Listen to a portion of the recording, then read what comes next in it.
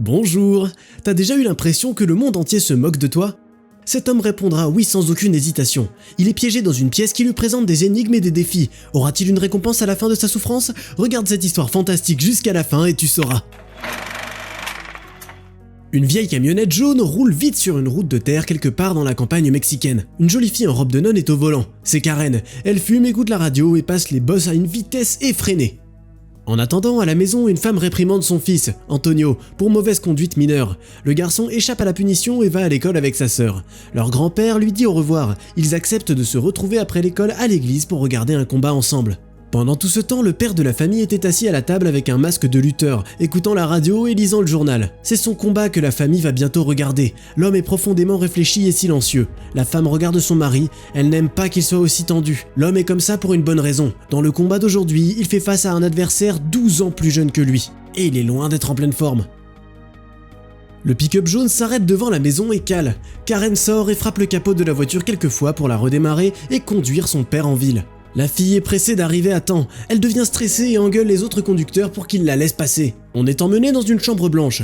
Une petite plume vole devant le visage d'un homme endormi. La plume traverse la surface dure du sol et disparaît. L'homme se réveille, il porte un pyjama à pois aux couleurs vives.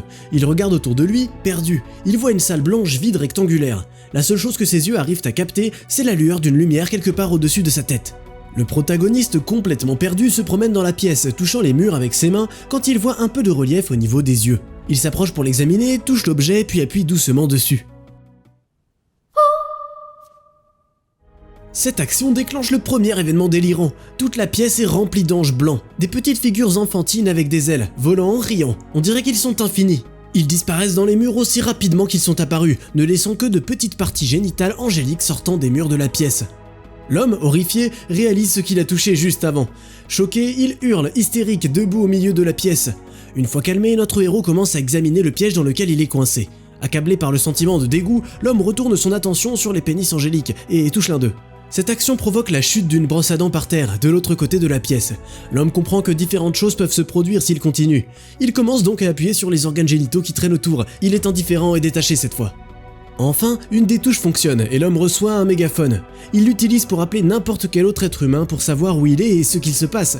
Personne ne répond. Puis un bonsaï, un énorme vase d'argile et un grand tas de baguettes tombent des murs. Quand l'homme, regardant droit devant lui, appuie sans arrêt sur l'un des boutons, il y a déjà une ombre de folie sur son visage.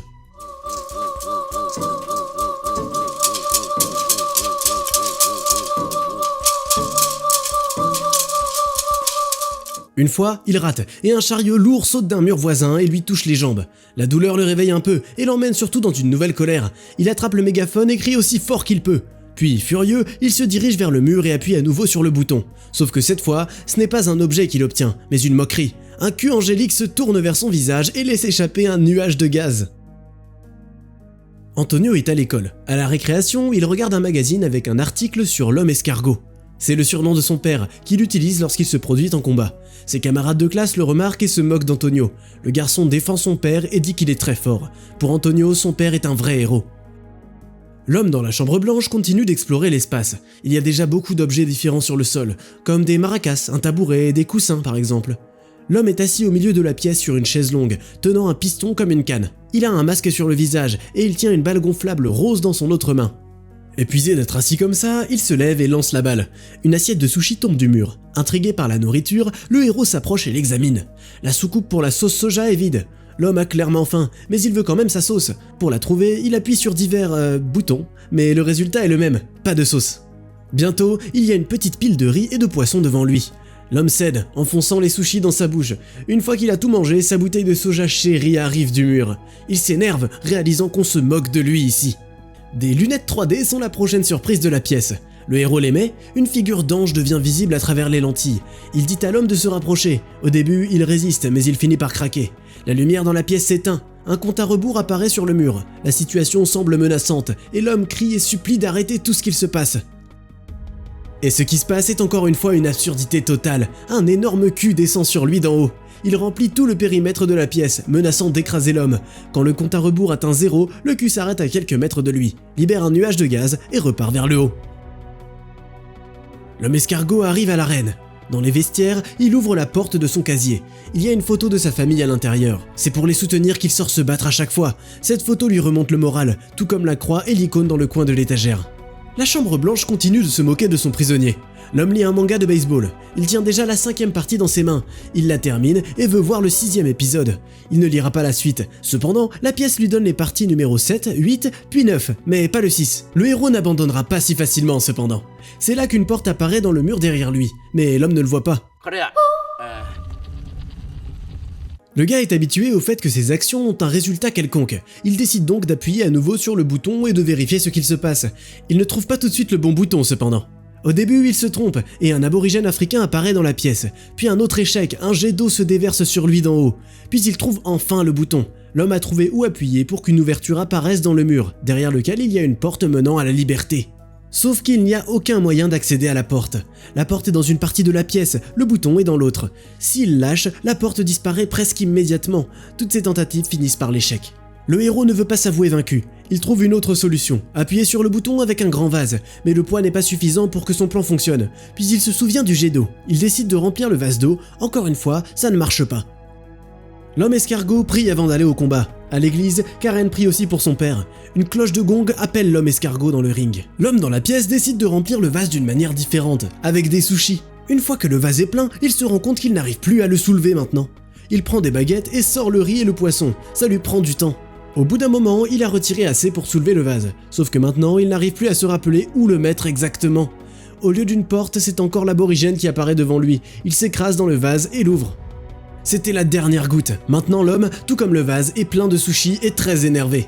Il devient hystérique. Il essaie de trouver un moyen de laisser la porte ouverte. Rien ne fonctionne. Sa rage s'intensifie. Les locaux se rassemblent dans l'arène pour regarder le combat des lutteurs. Antonio et son grand-père sont déjà là pour soutenir leurs combattants et ils ont pris place dans le public. L'homme dans la pièce cherche toujours un moyen d'accéder à la porte. Tout d'un coup, il trouve une corde. Là, il a tout de suite une idée géniale pour ouvrir la porte, de se balancer sur la corde et de s'y glisser.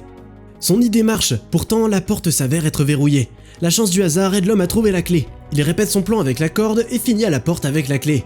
Il la met dans un trou de la serrure, mais la porte ne s'ouvre pas. Il s'avère qu'il y a aussi un verrou à code en plus. L'homme trouve le code pour ce verrou sur la tête de l'aborigène, qui était déjà apparu dans la pièce plusieurs fois. La serrure s'ouvre enfin, la porte s'ouvre donc et l'entrée se referme. Il n'est pas libre, mais piégé à nouveau. Il n'y a pas assez de place pour lui dans le couloir exigu pour passer la porte. Il appelle à l'aide, bien sûr il n'y a pas de réponse. L'homme pleure par terre, se souvenant des bons moments qu'il avait passés dans la pièce. Sa misère est interrompue par une brise. Le héros sent le vent souffler et il pousse un des murs de la cage sur le côté. Derrière ce mur se trouve un long couloir. Il s'y précipite pour s'échapper. Pendant ce temps-là, les combattants sont appelés dans l'arène. Ils doivent se battre jusqu'à l'épuisement, sans limite de temps. 4 personnes arrivent. La foule les chante et les acclame. L'homme escargot sort aussi sur le ring. L'homme court dans le couloir depuis un moment. Il se retrouve enfin dans une autre pièce. Il fait sombre à l'intérieur. Il y a des anges qui dorment sur les murs. Cette fois, ce ne sont plus des enfants, mais des hommes adultes. Le gars crie de désespoir, pensant qu'il est tombé dans le même piège et qu'il doit tout recommencer. Le combat a commencé dans l'arène. Les lutteurs se narguent impitoyablement aux cris de la foule. L'homme escargot attend son tour derrière les cordes pendant que les autres combattants se mutilent. Quand l'un des combattants est battu et éliminé, l'homme escargot entre dans le ring. Son adversaire l'attaque. C'est un vrai massacre. L'homme dans la pièce agit selon le modèle prouvé. Il veut appuyer sur les boutons des organes génitaux. Détaché, il s'approche du mur, le bras tendu. Le combat dans le ring prend de l'ampleur.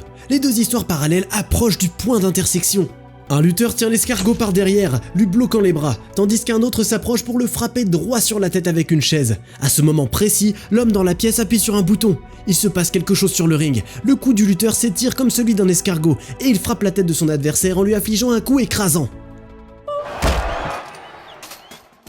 L'homme dans la pièce appuie sur un autre bouton. La tête de l'homme escargot va dans une autre direction et frappe le deuxième adversaire. Il ne se passe rien dans la pièce. Maintenant, tous les événements se reflètent sur le monde extérieur. L'homme escargot gagne, la foule explose, Antonio court joyeusement vers son père. L'homme dans la pièce quant à lui ne comprend pas pourquoi il ne se passe plus rien. Il n'arrête pas d'insister, attendant le résultat. L'escargot n'arrête pas de frapper tout le monde dans le ring. L'autre vainqueur, l'arbitre et même son fils. Et puis il commence à se cogner la tête sur le gong au rythme de l'homme dans la pièce appuyant sur les organes génitaux angéliques.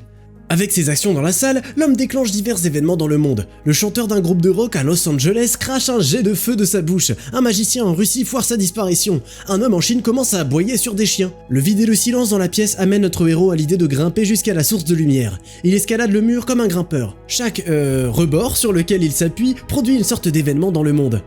Il grimpe pendant très longtemps, tellement longtemps que ses cheveux et sa barbe ont repoussé pendant ce temps-là. Plus il grimpe haut, plus c'est facile pour lui. Puis une force le tire vers le haut, et l'homme flotte jusque dans l'espace, s'approchant de la lumière. Alors qu'il vole à travers un voile blanc vif, il se retrouve dans la pièce. Une carte du monde apparaît sur les murs, et devant lui se trouvent des parties génitales incroyablement grandes. Il doit appuyer dessus, et l'homme fait un pas en avant pour faire ce à quoi il est destiné. Le titre du film est comme toujours dans la description de la vidéo. La fin du film est ouverte, les créateurs laissent notre imagination décider de ce qui s'est passé ensuite. Tu peux partager ton interprétation dans les commentaires, mais n'oublie pas de liker la vidéo, puis assure-toi de ne pas manquer le prochain épisode.